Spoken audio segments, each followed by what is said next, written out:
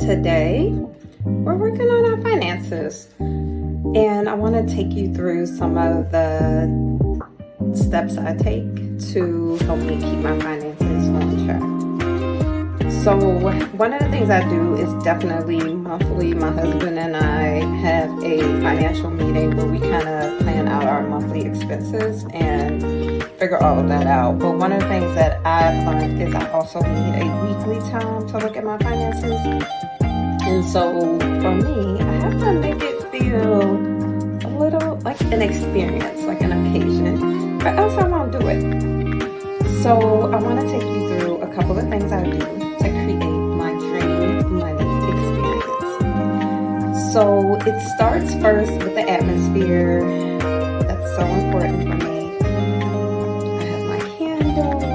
I also have, I'm going to show you on my screen, I have soft music playing. And I have this beautiful scenery, and I pick a different one each time. I have, of course, my Excel documents. I have my tea that says more than able, because I want to remember that God is able. And I really just make it an experience. Part of my self-care for me, because I need to take care of my money. All right, so I'm going to take you through the steps. The first thing I do is I try to focus on a scripture.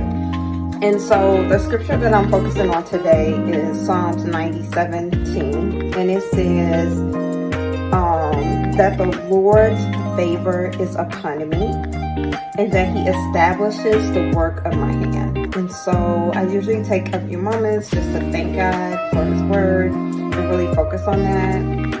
One of the other things that I also try to do is I try to read a chapter or a couple of, like, something from a book that I really like that has connected to my finances. So right now I'm rereading this book. So usually I'll look at something that helps me think about my finances, either a quote or something like that.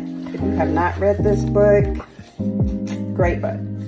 I won't bore you though with that part. So when I'm doing my finances, I think of it in the words of dream, because I love to dream.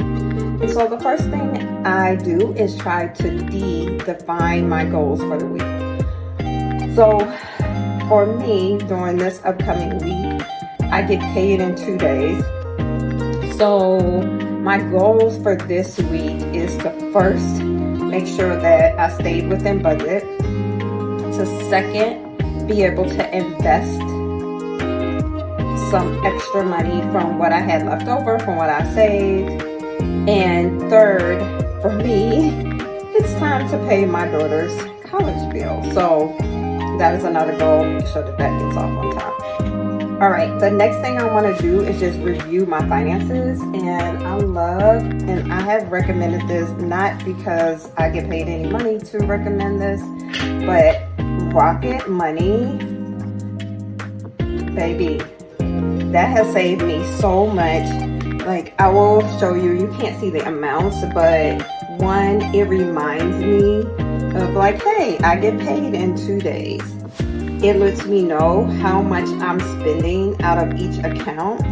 So I go through this and make sure that it's aligned with what I put in my monthly budget.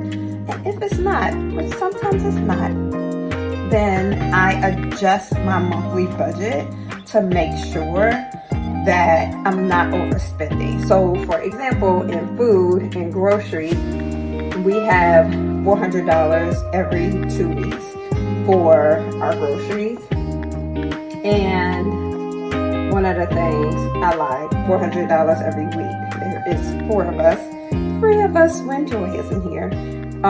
So we spend $400 on a week on groceries. So then I go back through Rocket Money, for example, and I can look in it as far as categories and ask it, how much did I spend in groceries? So let's just see, how much did I spend in groceries this week? So according to this, so far this month, I have spent $665 in groceries. So guess what I go back through and just check and make sure, like, is that correct? Because, for example, sometimes it categorizes Walmart under groceries because I did spend money at Walmart.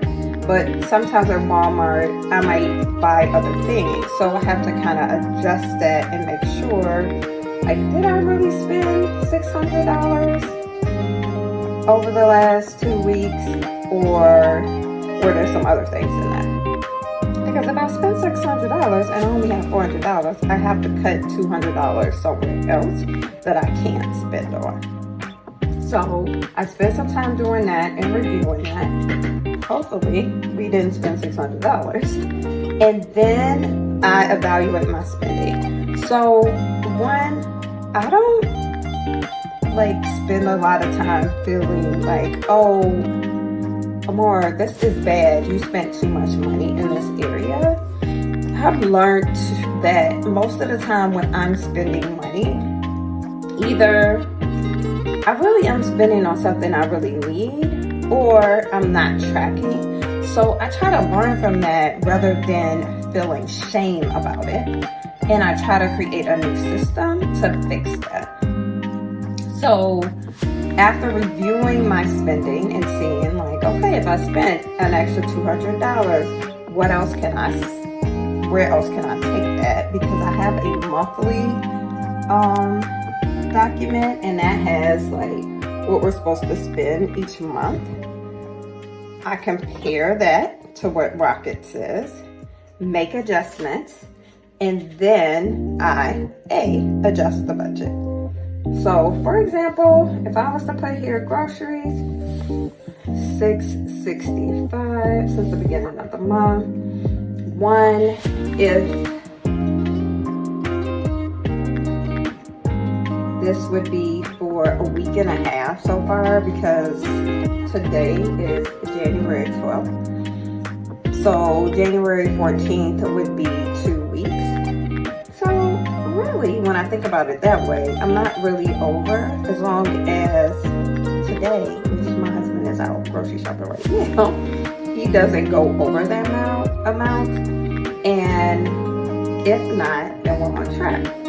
Then I'll also go through, for example, our mortgage came out. I go in and I just check, did the mortgage come out when it said it was going to? Did it not? Just doing double checks and seeing what other things came out. Another thing that I love about Rocket, I'm sorry I keep harping about Rocket, is it tells me, like, this is how much you've spent. This is how much you have left to spend in your accounts. I love that because that helps keep me on track. And it also tells me if there were any subscriptions that are coming up that I either need to be aware of or realize, oh, I have this subscription that I need to cancel and I haven't canceled it. I love Rocket Money. Okay, so after I've adjusted my budget, as I said, if I really spent $665, if I felt like that was too much, then I might go down to the other parts of my budget and look for entertainment. I have entertainment for $50 a week. And so I might need to take a little money out of entertainment. So right now, I feel like we're okay. And the last thing I try to do is then motivate myself to be on track for the upcoming week. So I'm looking at this, I'm like, okay, $665. Let me get my calculator out. For 2 weeks, it's supposed to be $800 minus $665. That means I have $135 left for food. And how do I motivate myself to stay on track? One is just that I realize that if I go over, looking at my other areas, it means I can't do different things. That's motivation enough for me for this week. The other thing that motivates me is I think about what is my investment goal for this month. And I know that I want to increase my investments this month. And so I know if I go over, I'm not going to be able to do the investments that I need to. I also know that I have lots of money goals for this year.